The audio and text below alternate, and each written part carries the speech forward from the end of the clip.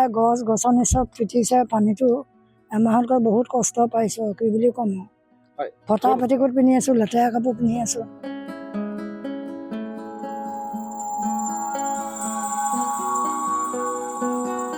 দুখৰ বিষয়টো হ'ল এই ৰুদ্ৰসাগৰ পঞ্চায়তৰ অন্তৰ্গত ৰাধিকা নগৰসহ বহু সংখ্যক এলেকা বৰ্তমানেও বানত প্লাবিত হৈ আছে।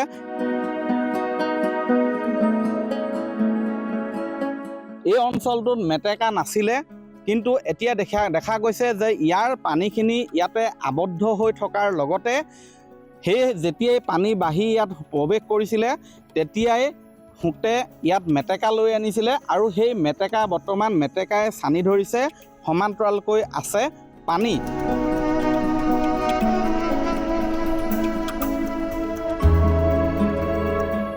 পানীটো নিষ্কাশন হ'বলৈ কাৰণে একদম এটাই সৰু পুলটোৱে টানি শেষ কৰিব পৰা নাই, আৰু বিভিন্ন ফালৰ পৰা জলাশয়ৰ পৰা একদম বিলৰ পৰা মেটেকাবিলাক আহি শেষ হৈ গোটেই গাঁওখন পুতি পেলাইছে।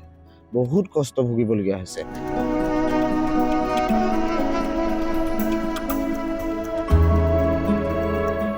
চাৰিওফালে এই জনবসতি প্ৰধান অঞ্চলটোত বৰ্তমান সম্পূৰ্ণ মেটেকাৰে ভৰপূৰ হৈ আছে।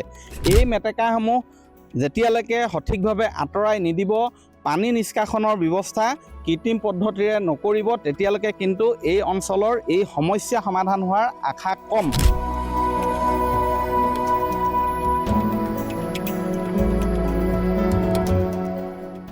এমাহ হৈ গ'ল, আজি হৈছে 20 আগষ্ট। আজি এই 20 আগষ্ট দিনটোতো তেওঁলোকে ঘৰ এৰি ৰাস্তাত ওখ মথাউৰিত থাকিবলগীয়া হৈছে।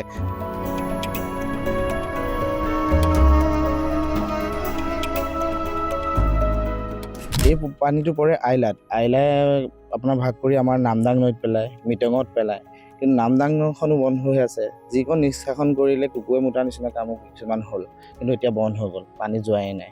তাৰ ফলতে আজি এমাহ অতিক্ৰম হৈ গ'ল, কিন্তু পানী ইয়াৰ পৰা ওলাই যোৱা নাই।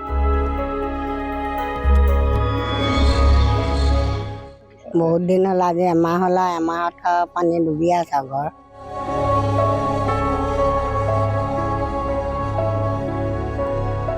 বাৰীত পানী আছে, এতিয়া ঘৰৰ ভিতৰতো পানী আছে। ইয়াৰ কেনেধৰণৰ পৰিৱেশে এইকেইদিন কেনেধৰণে পাৰ কৰিছে? আমি এতিয়া শিবিৰতে আছোঁ, ল'ৰা ছোৱালী লৈ মেলি স্কুল যাব পৰা নাই ল'ৰা ছোৱালী। এই আহিছে নাই কোনোবা পানীখিনি যে উলিওৱাৰ ব্যৱস্থা কৰিব লাগে কিবা? নাই অহা নাই।